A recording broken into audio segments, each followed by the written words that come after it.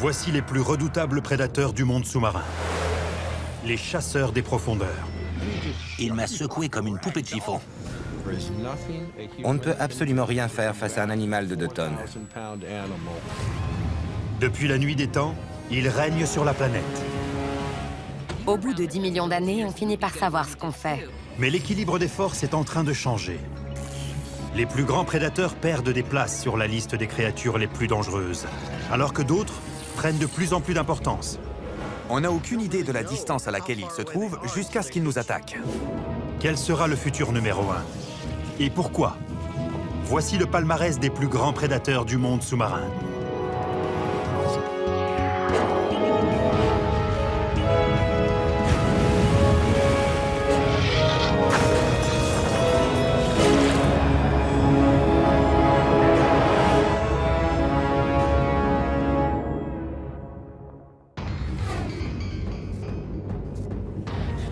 Il y a 3,5 milliards d'années, les premières formes de vie sur Terre apparaissent parmi les profondeurs de l'océan. Des organismes monocellulaires évoluent en produisant de l'énergie grâce à la photosynthèse. En échange, ils produisent de l'oxygène, créant ainsi l'étincelle nécessaire à l'évolution de la vie sur Terre. Depuis des centaines de millions d'années, les abysses sont un terreau fertile pour les plus grands prédateurs de la planète. Les prédateurs marins sont beaucoup plus impressionnants que tous les prédateurs terrestres. Les espèces les plus incroyables qui vivent aujourd'hui sont presque toutes des créatures marines. Les océans regorgent de prédateurs capables de venir à bout d'un être humain en quelques secondes.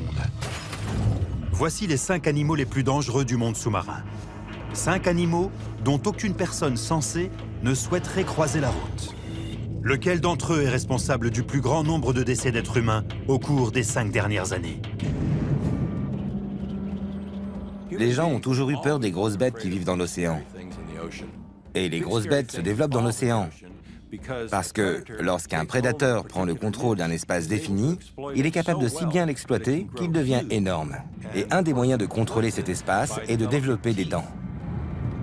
Dans le passé, beaucoup de prédateurs utilisaient leur supériorité physique, ainsi que leurs mâchoires capables de broyer des os pour tuer leur proie. Et aujourd'hui, rien n'a changé. Il vient dans ma direction. S'il y a bien des animaux avec lesquels je n'irai pas nager, ce sont les orques. Ce sont des créatures terrifiantes. La créature qui arrive en 5e position sur la liste des prédateurs sous-marins les plus dangereux pour l'homme est l'orque, également connue sous le nom de baleine tueuse. Pouvant peser jusqu'à 6 tonnes et atteindre 9 mètres de long, ces mammifères marins sont d'ultimes prédateurs qui dominent la chaîne alimentaire. Elles appartiennent au sous-ordre des baleines qu'on appelle les cétacés à dents. Ces féroces chasseurs sont dotés d'énormes mâchoires et de dents incurvées vers l'arrière. Elles sont capables de s'attaquer à n'importe quelle proie, comme des poissons, des phoques, jusqu'à des baleines 2 fois plus grosses qu'elles. Les orques sont les grands mammifères les plus largement répartis sur la planète. Elles peuvent aller où elles veulent. On les trouve dans l'Arctique, dans l'Antarctique, dans les tropiques, partout dans le monde. En Antarctique, elles ont mis au point une façon astucieuse de déloger les phoques des blocs de glace. Et pour ça, elles travaillent en équipe. Elles possèdent une structure familiale très complexe. Elles communiquent entre elles lorsqu'elles chassent ou qu'elles plongent. Il est arrivé que des baleines mettent à profit leur intelligence et leur technique de chasse très élaborée pour s'attaquer à des êtres humains. Dans la petite ville côtière de Falmouth, en Angleterre, au musée local de la mer, 3 frères contemplent le minuscule canot qui leur a sauvé la vie. Tu te souviens comment il s'est brisé? C'est un dur rappel d'une confrontation brutale avec un groupe d'orques. En 1968, leur père, Dougal Robertson, vétéran de la marine, est un fermier peu fortuné de la campagne britannique. Douglas, l'aîné de ses fils, a 14 ans, tandis que Sandy et Neil, les 2 jumeaux, en ont 9. On n'avait aucune idée de ce que pouvait être la vie en mer, et notre père nous disait que pour lui, c'était sa deuxième nature. Et un jour, je me souviens que Neil a dit « Comme papa est un marin, pourquoi est-ce qu'on ne partirait pas naviguer autour du monde ?» Et maman a dit « C'est une bonne idée. Elle a même dit c'est une excellente idée. » Oui, c'est vrai. Et voilà.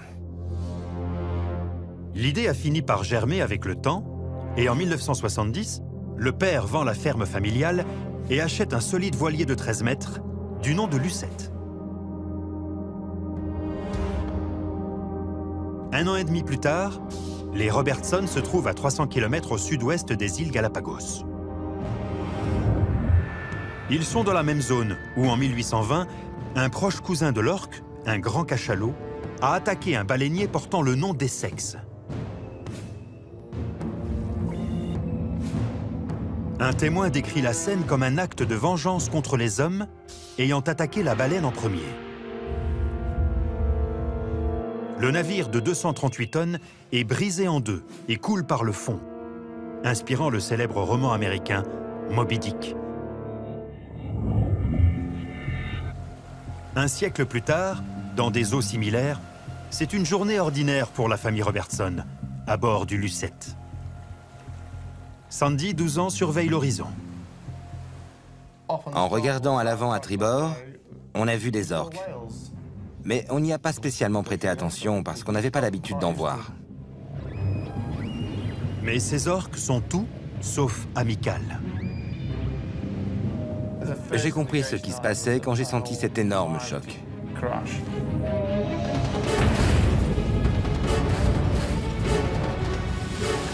Bang, bang, bang! C'est comme ça qu'elles ont attaqué.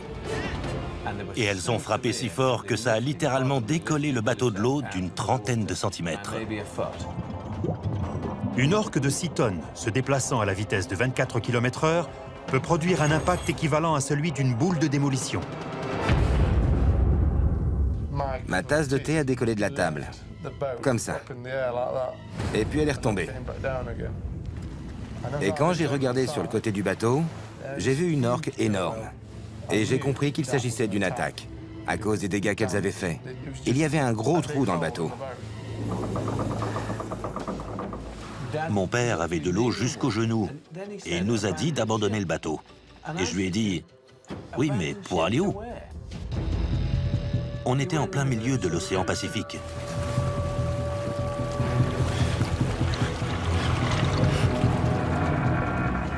Les Robertson regardent couler leur voilier sous la surface, en attendant que les orques reviennent à la charge.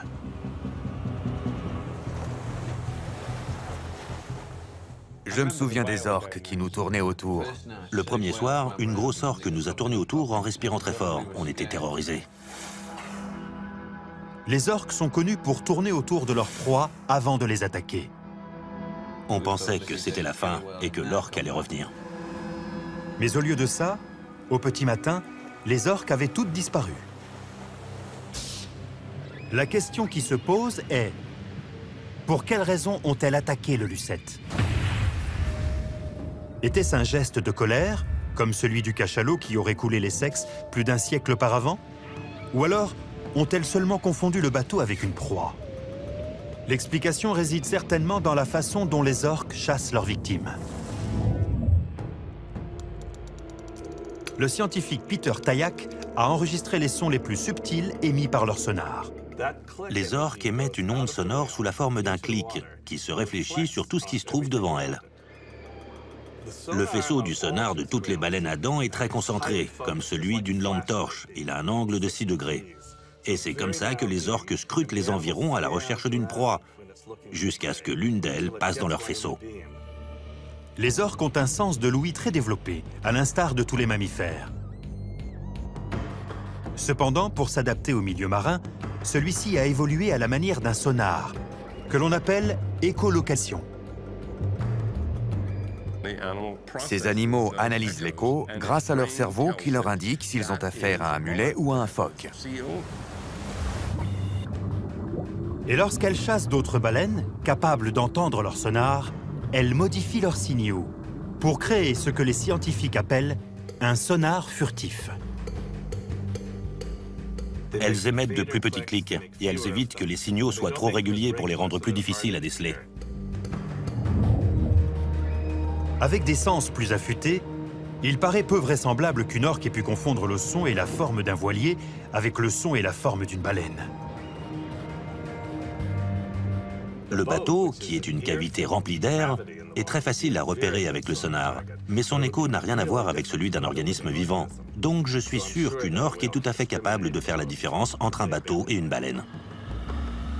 L'historien Richard Ellis a néanmoins une théorie personnelle au sujet de l'attaque. L'orque avait peut-être juste envie de s'amuser. Elles attrapent des phoques, puis elles les projettent dans les airs. C'est très difficile de comprendre pourquoi elles s'en prendraient à un bateau pour ensuite s'enfuir, ou encore pourquoi elles jouent avec leur proie alors qu'elles sont déjà mortes. C'est peut-être juste pour s'amuser. Les orques sont connus pour aimer jouer avec des objets, mais le fait qu'un groupe d'orques coule un bateau simplement pour s'amuser me paraît invraisemblable. Les frères Robertson sont d'accord. La première s'est ouvert la tête contre le bateau et on voyait du sang se répandre dans l'eau derrière elle. Et je sais que les animaux sauvages ne font rien par hasard. Ils étaient certainement décidés à attaquer. S'il s'agissait d'une attaque délibérée, les frères Robertson insistent sur le fait qu'ils ne l'ont pas provoquée. Pour les victimes comme pour les spécialistes, le mobile des orques demeure mystérieux. Cependant, les conséquences sont bel et bien réelles. Pendant plus d'un mois, la famille Robertson se retrouve à la merci du monde sous-marin, subsistant grâce à de l'eau de pluie et à quelques rares poissons. Je me souviens avoir parlé avec mon père un soir, et il m'a dit que la survie était une école difficile, parce qu'il n'y a plus de familles qui tiennent à ce moment-là. Et c'est vrai. Au 38e jour, ils sont enfin repérés et sauvés par un chalutier japonais. Ils ont survécu à l'attaque d'un des prédateurs les plus puissants de la planète. Au cours des 5 dernières années, 5 attaques d'orques ont été recensées sur des êtres humains.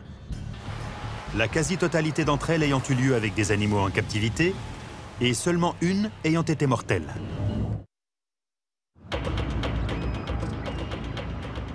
Mais si les orques sont les prédateurs les plus puissants à rôder sous la surface des océans, le prochain animal figurant sur la liste des prédateurs marins les plus mortels pour l'homme est aussi l'un des plus agressifs. Le numéro 4 est l'encornet géant. Quand je vois un encornet géant surgir vers moi depuis les profondeurs, je ressens toujours la même chose. C'est comme un mélange de peur, d'effroi et de respect. Les encornets géants sont de véritables extraterrestres. Mesurant près de 2 mètres de long et pouvant peser plus de 50 kilos, le rayon d'action des encornets géants s'est étendu depuis les côtes chiliennes jusqu'à Baja, en Californie. Les pêcheurs mexicains l'appellent El Diablo Rojo, le diable rouge. Il n'existe pas de fossiles de ces animaux parce qu'ils sont invertébrés. Mais d'après certains témoignages historiques, on sait que les encornets géants étaient aussi gros et aussi agressifs dans le passé qu'ils le sont aujourd'hui. L'explorateur sous-marin Scott Cassell est une des rares personnes à avoir filmé l'étonnante technique de chasse de ce prédateur, pour le moins atypique.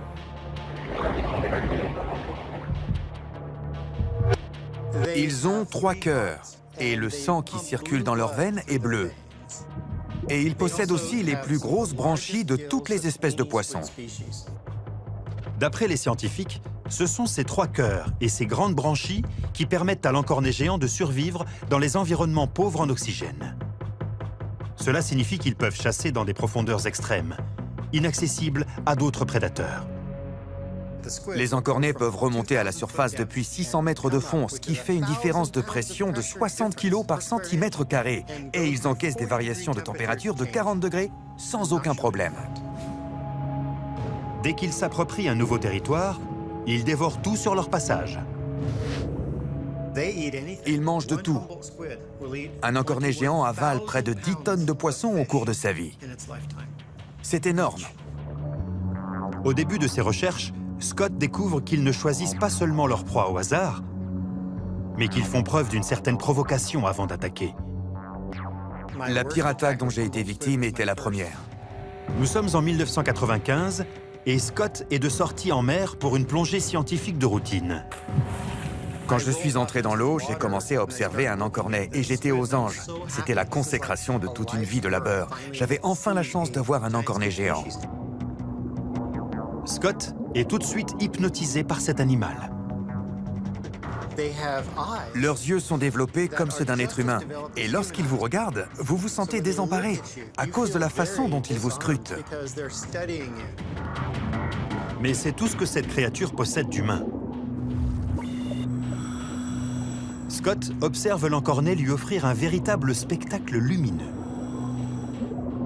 Ils peuvent passer du rouge au blanc à une vitesse incroyable. Le rouge foncé est la première couleur à disparaître dans l'eau de mer. Et ils sont capables de devenir invisibles instantanément.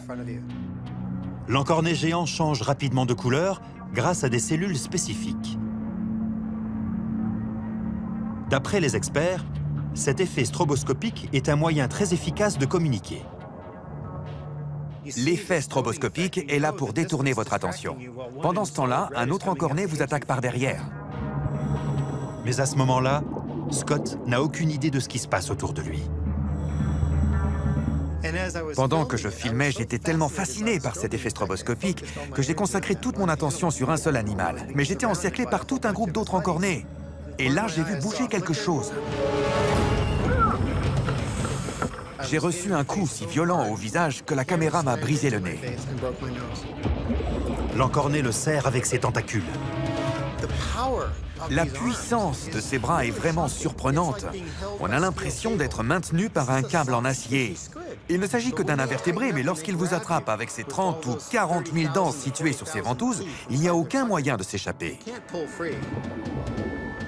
Ensuite, il m'a emmené à plus de 15 mètres de fond et mon tympan droit a éclaté. Puis l'encornet le relâche aussi rapidement qu'il l'avait attaqué et s'en va. Scott remonte enfin à la surface. Il a survécu à ce qui pourrait être une attaque mortelle. Depuis ce jour-là, je plonge attaché à un câble pour les empêcher de m'entraîner vers le fond, et je porte aussi une armure.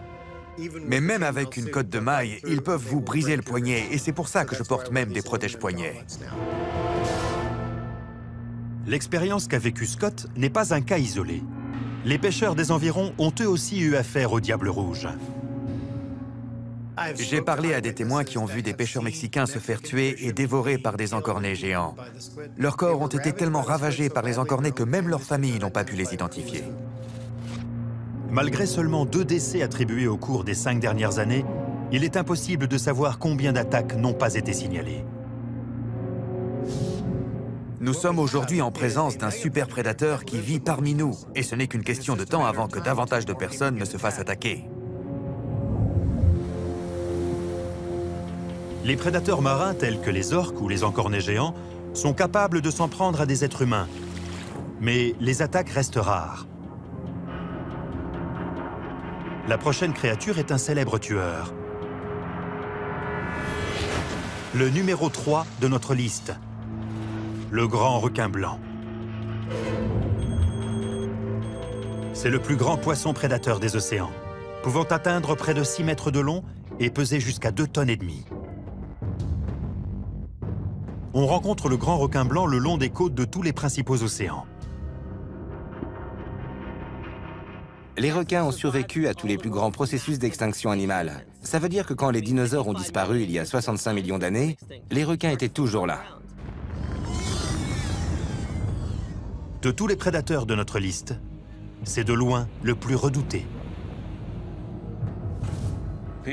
Peter Benchley a écrit Les Dents de la mer en 1974. Et à partir de ce moment-là, tout le monde s'est mis à avoir peur des requins.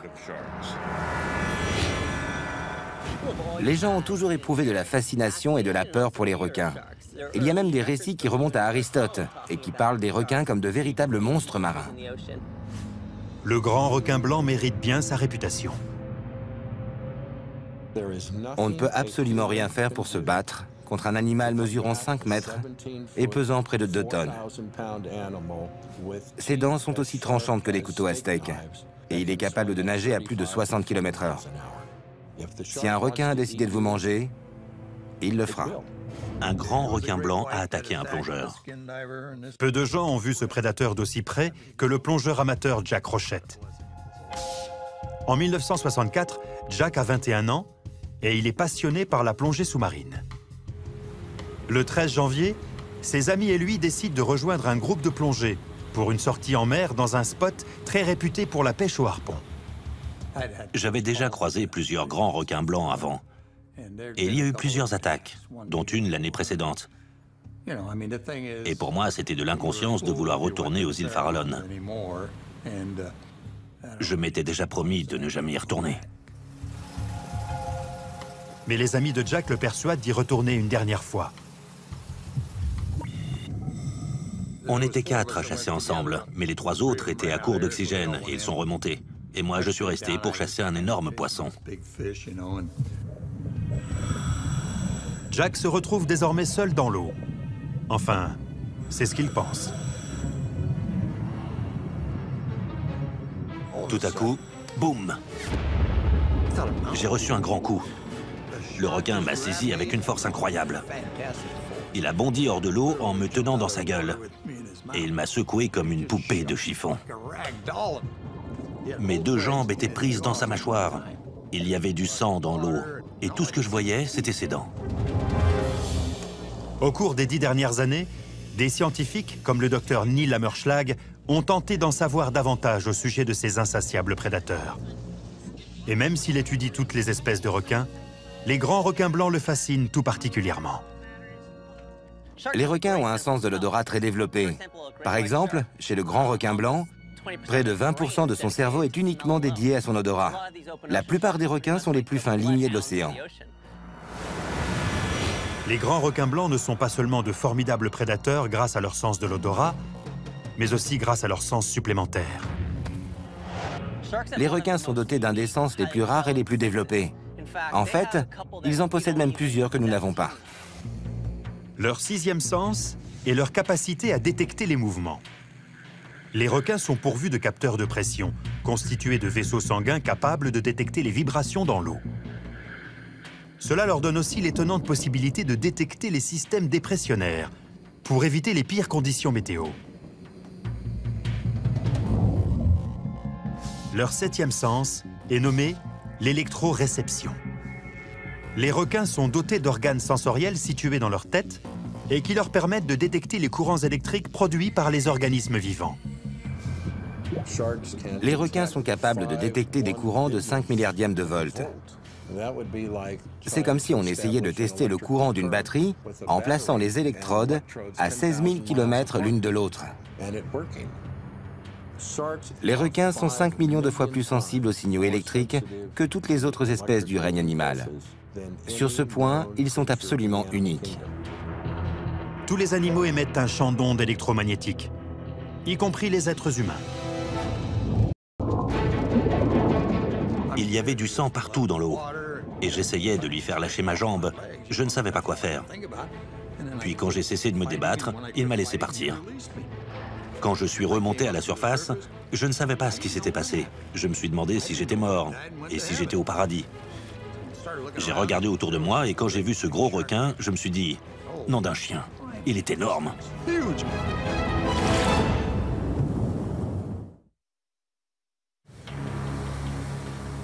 À 43 km des côtes de San Francisco, Jack Rochette, 21 ans, a été victime d'un grand requin blanc. Le numéro 3 sur la liste des prédateurs les plus mortels pour l'homme.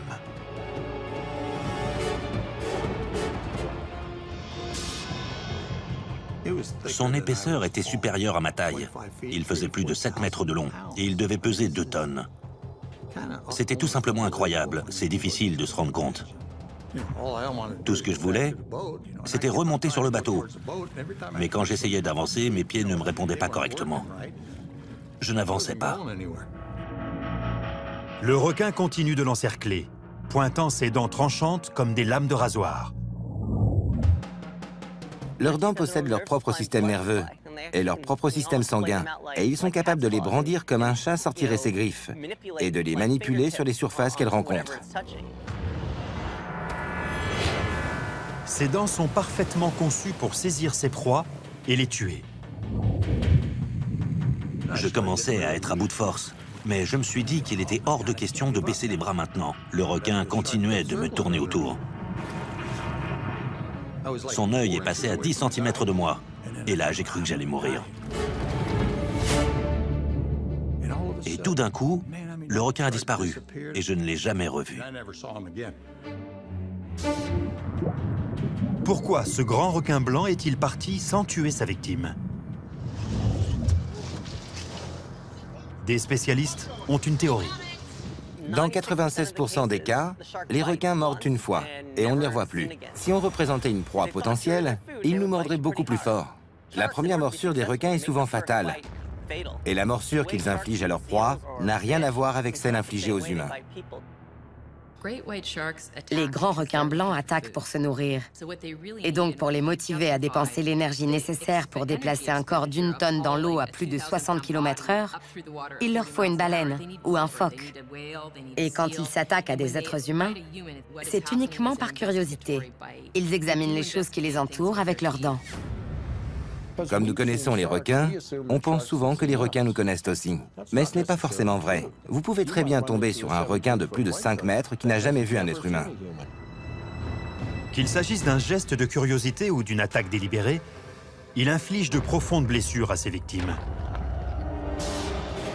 Jack est héliporté jusqu'à un hôpital de San Francisco où il est admis d'urgence au bloc opératoire. Ils m'ont dit que j'avais perdu plus de 3 litres de sang. J'étais coupé des 2 côtés de la jambe, mais l'artère n'était pas touchée. On a une artère à l'intérieur de la jambe. Et on m'a dit que si cette artère avait été coupée, je ne serais sans doute plus de ce monde. C'est un véritable miracle d'avoir survécu. Jack a eu de la chance, mais il ne saura sans doute jamais pourquoi il a été pris pour cible par ce requin. Comment se fait-il qu'un requin soit capable de nager au milieu d'un groupe de personnes un jour sans leur faire aucun mal, et que le lendemain, le même requin puisse nager parmi un autre groupe de personnes et mordre quelqu'un? On n'en sait rien. On ne connaît pas leur motivation. La puissante morsure du requin et la nature imprévisible de ses attaques lui valent sa réputation du plus redoutable de tous les prédateurs. Mais lorsque l'on regarde les chiffres, ils ne sont pas responsables d'autant de décès que l'on pourrait le penser. Pour se faire une idée, l'année dernière, seulement 4 attaques ont été recensées dans le monde. Et ils ont une mauvaise réputation, parce qu'ils se servent de leurs dents pour examiner leur environnement. Mais ces statistiques regroupent toutes les espèces de requins. Le grand requin blanc est seulement responsable de la mort de 3 êtres humains au cours de ces 5 dernières années. C'est peu à côté du prochain prédateur de notre liste. Un tueur sanguinaire, dont la morsure est encore plus puissante. Et celui-ci semble apprécier le goût de la chair humaine. Ils mangent tout ce qui passe à leur portée. Ils ne font pas de différence entre les wallabies, les kangourous, les cochons ou même les êtres humains. Ils sont juste à la recherche de nourriture. Le numéro 2 de notre liste de prédateurs est le crocodile marin. Le plus gros reptile du monde. Il peut atteindre plus de 7 mètres de long et peser plus de 2 tonnes. Son territoire s'étend de l'Inde à l'Australie, où il a conquis sa réputation de redoutable mangeur d'hommes. Une petite fille de 8 ans a été emportée par un crocodile. Diane Curl dormait dans une tente avec son jeune bébé et son mari quand le crocodile l'a emportée. On a entendu des cris. Les crocodiles marins ont la réputation d'être particulièrement féroces et extrêmement dangereux. Personnellement, j'ai voyagé aux États-Unis. Et à côté des crocodiles marins, les alligators sont de vrais agneaux. J'ai serré mon bébé contre moi. Les rangers se sont rendus sur place. Il est impensable de se rendre au bord de l'eau au nord de l'Australie sans faire très attention à là où on met les pieds. D'après la police, la petite fille a peu de chances de s'en sortir. Les crocodiles marins possèdent une ouïe et une vue très développées. En plus d'un étrange assortiment de récepteurs situés sur leur peau, leur permettant de détecter les vibrations sous-marines les plus subtiles. Lorsqu'une proie potentielle pénètre la surface de l'eau, ces capteurs sensoriels en captent les vibrations. Alerté par la présence d'un repas éventuel, le crocodile commence par analyser sa future victime. Les crocodiles sont des animaux très routiniers. Ils peuvent chasser au même endroit pendant des jours, voire des semaines. Lorsque le crocodile a fini d'analyser les mouvements de sa victime, il décide de passer à l'action. Il glisse à la surface de l'eau sans faire de remous. Il ne laisse aucune chance à ses victimes.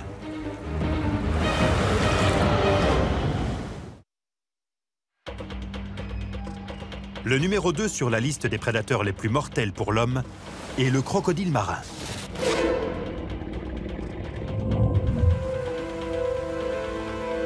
Après avoir soigneusement étudié les mouvements de sa victime, ce reptile géant est prêt à passer à l'attaque. Dès qu'un animal s'approche du rivage pour boire, les crocodiles sont prêts à se propulser hors de l'eau, en majeure partie grâce à la puissance que leur fournit leur queue. La queue d'un crocodile est un énorme muscle qui génère une force et une inertie incroyables. C'est ce qui lui permet de se propulser hors de l'eau, d'attraper sa proie et de la ramener dans l'eau.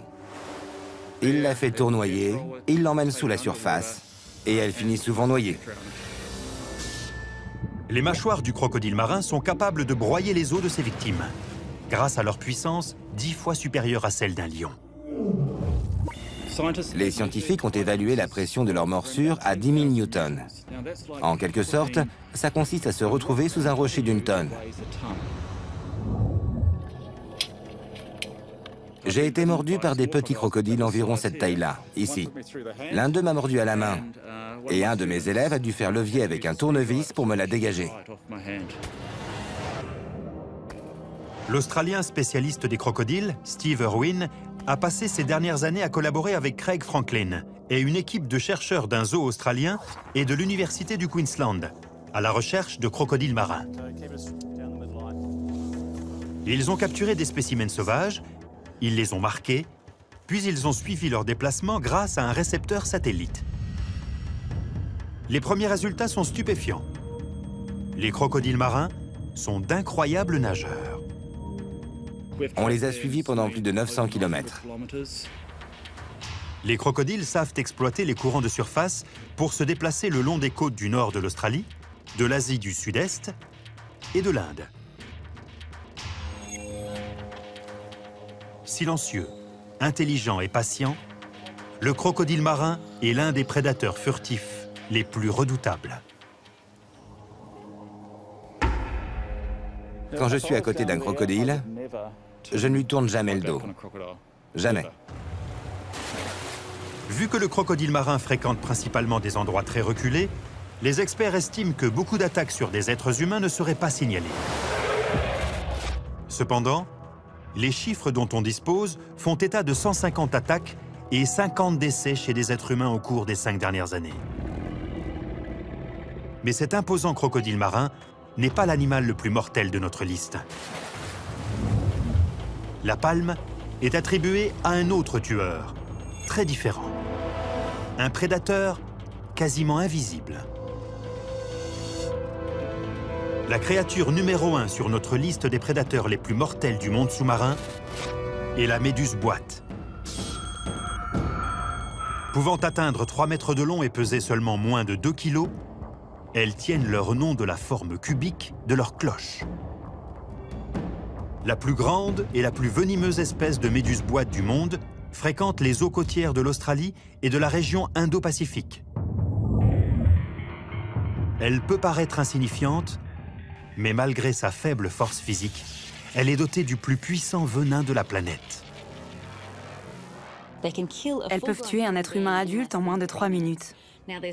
Aucun serpent, aucune araignée, ni aucun scorpion n'est capable d'en faire autant. La toxicité d'un venin est mesurée grâce à une échelle dont l'unité est le DL50.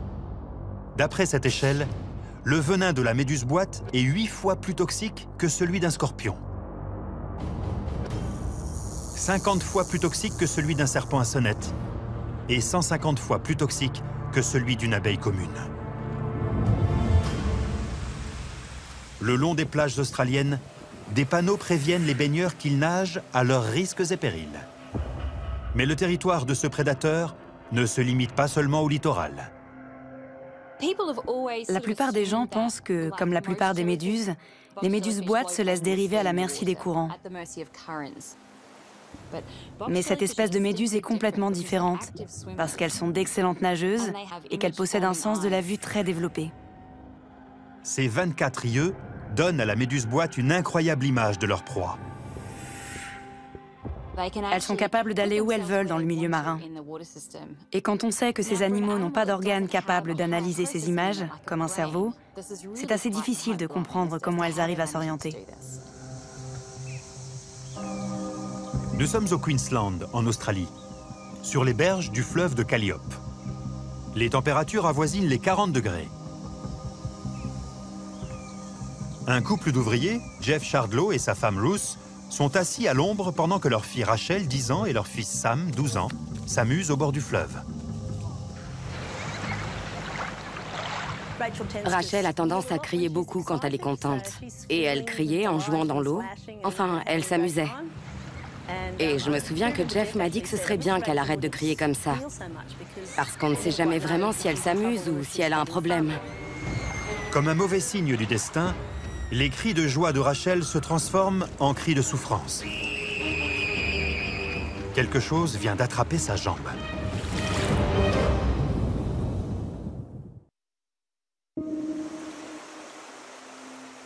La région du Queensland en Australie.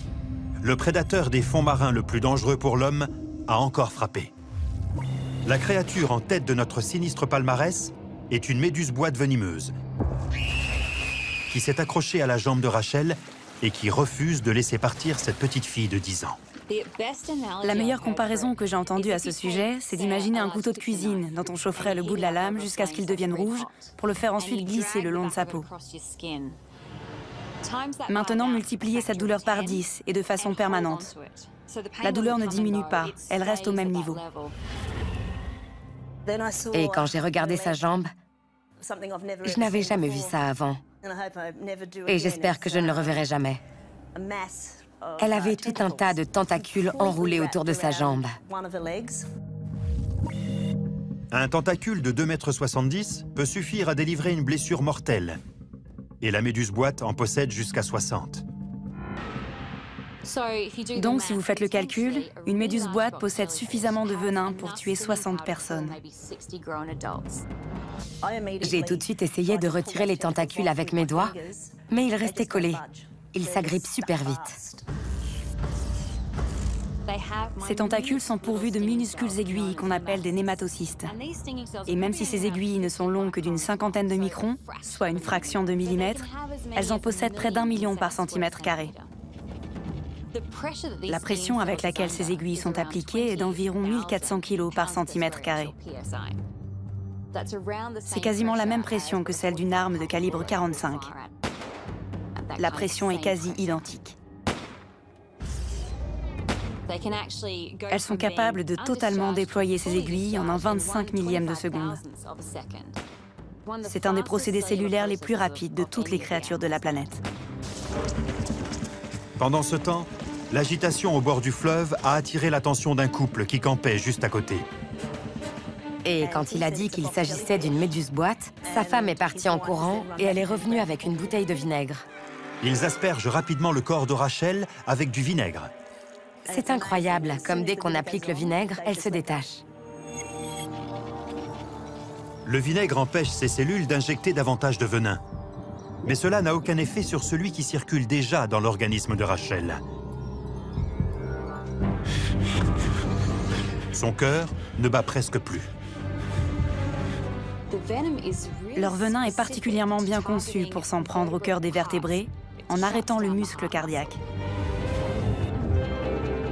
Sur le chemin de l'hôpital, un antivenin est administré à Rachel qui commence à retrouver ses esprits. Mais quelques minutes plus tard, la douleur est si intense que les médecins ont peur qu'elle ne fasse une crise cardiaque. Et c'est là qu'ils ont décidé de la plonger dans un coma artificiel pour faire descendre sa température corporelle pour éviter que son cerveau ne soit touché. Il ne reste désormais plus qu'à attendre. L'antivenin a-t-il été administré à temps? Sous prétexte de ne pas me donner de faux espoirs, les docteurs n'étaient pas du tout rassurants. Si j'avais rencontré cette petite fille à l'hôpital et que j'avais vu l'étendue de ses blessures, je n'aurais pas donné cher de sa peau. 2 jours plus tard, Rachel sort du coma. Elle a miraculeusement survécu à la plus violente attaque de méduse-boîte ayant été enregistrée. Celles-ci sont les pires. Et j'ai aussi été piquée ici. Elle a survécu à plus de piqûres que quiconque d'après les attaques recensées. Et elle est vivante. Alors que des adultes qui se sont fait 2 fois moins piquer en sont morts. Même si ses cicatrices extérieures s'atténuent, ses blessures psychologiques mettront plus longtemps à se refermer. Et quand on lui demande si elle retournera se baigner dans la rivière, elle est catégorique. Non, plus jamais. J'y retremperai peut-être les pieds, mais pas plus haut que les genoux. Il n'existe pas de chiffres fiables concernant les décès dus aux méduses-boîtes, car la plupart des attaques ont lieu dans des endroits reculés. Cependant, les données existantes placent ce prédateur bien au-dessus des orques, des encornets géants, des grands requins blancs et même des crocodiles marins. Avec 200 attaques et plus de 100 décès enregistrés au cours des 5 dernières années, la méduse-boîte est le numéro 1 au palmarès des prédateurs marins les plus mortels pour l'homme.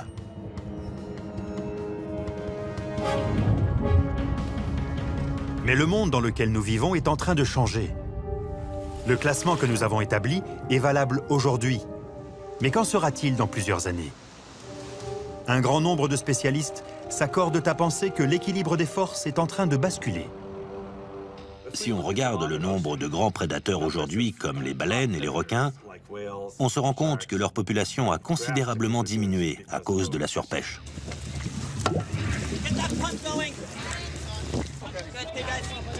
Les scientifiques capturent et marquent des requins pour suivre leur migration et mesurer l'impact sur l'écosystème. On a remarqué qu'au fur et à mesure qu'on élimine les plus grands prédateurs, ça joue un rôle sur l'abondance et l'attitude des prédateurs placés juste en dessous dans la chaîne alimentaire. Ce qui se passe, c'est que le nombre de prédateurs de la catégorie inférieure augmente et se nourrit de la catégorie encore en dessous. Tout l'équilibre est chamboulé. Et même si on ne sait pas encore quelles en seront les conséquences, on risque de vite le savoir.